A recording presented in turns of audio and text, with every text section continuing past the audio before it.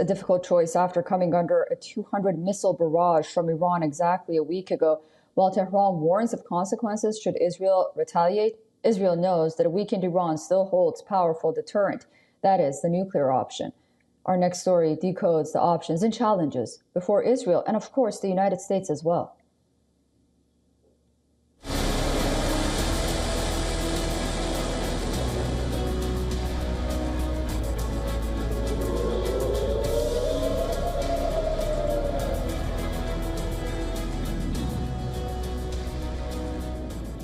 Iran's audacious missile attack on Israel has set the stage for a potentially catastrophic confrontation.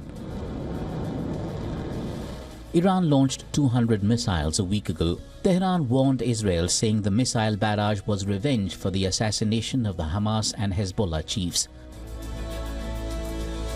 Now, as Israel weighs its options, the specter of Iran's nuclear capabilities casts a long shadow over the region. Former Israeli Prime Minister Naftali Bennett has once again pushed for strikes against Iran's nuclear program. Bennett sees this as a rare window of opportunity to cripple both the Iranian regime and its nuclear ambitions. However, such actions could provoke a devastating response from Iran. Any attack against infrastructure in Iran will provoke an even stronger response, and our enemies know what targets we're looking at inside the Zionist regime's territory. CIA Director William Burns cautions that while Iran hasn't officially decided to build a nuclear weapon, any move towards weaponization would likely be detected quickly. US officials warn that if Tehran chooses to push forward, it could reach weapons-grade uranium in less than 2 weeks. US President Joe Biden has publicly urged Israel against attacking Iranian nuclear sites, warning they would likely be ineffective and could plunge the region into a full-scale war.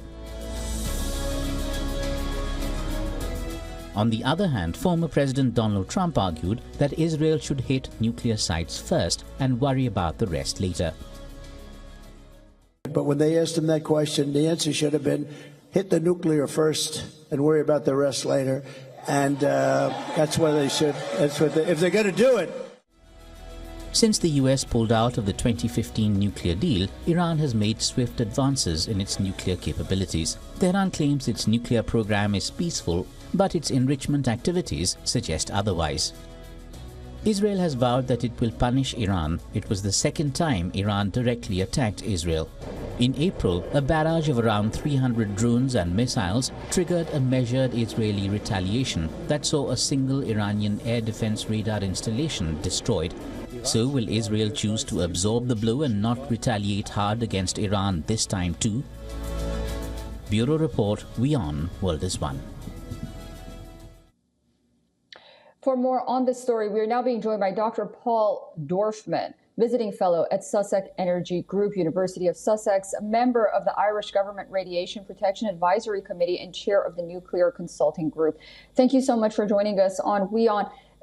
The CIA director recently said that there is no evidence that Iran has decided to build a nuclear weapon or is on a path to do so. What are your thoughts on that? In the past, the US has said that Iran is on its way to enrichment. In other words, enrichment that is capable of then producing a nuclear weapon. So Iran, in some sense, is on the way to producing nuclear weapons. And, you know, it's been 1 week since Iran launched that missile attack against Israel. Israel has vowed revenge.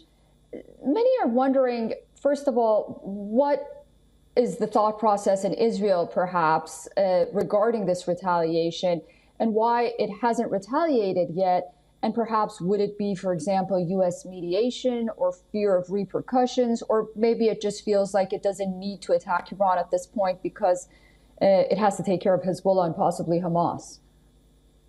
It seems that the Biden government is playing a sort of an honest broker, unlike the Trump former government, which basically scotched the agreement with the Iranians that they would not produce a nuclear weapon. So Trump, as usual, is producing all kinds of very odd, rather militaristic rhetoric that Biden doesn't ascribe to. And it has to be said that nuclear is a very difficult and dangerous issue. Now, we're not simply talking about nuclear military installations, but also civil installations. So anywhere in the world, as we've seen with Zaporizhia, a civil nuclear plant can be a military target. Now, Israel also, without question, is a nuclear weapons power and does need to consider very carefully what would happen if Iran targeted its own, Israel's own nuclear infrastructure.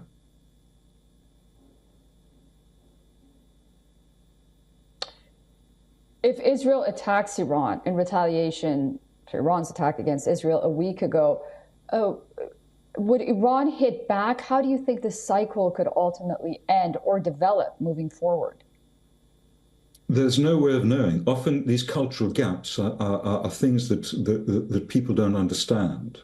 To a certain extent, if Iran vows to do something, it tends to do it.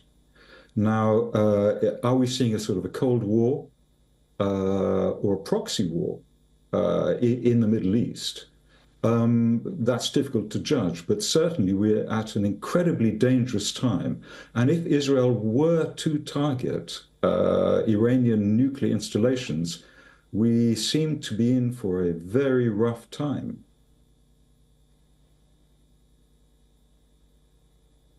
Yeah, for lack of a better phrase, it's almost like a time bomb right now. We're just sitting and waiting to see what's going to happen in that region. Dr. Paul Dorfman, I appreciate your company. Thank you so much for joining us on WION. Thank you. For all the latest news, download the WION app and subscribe to our YouTube channel.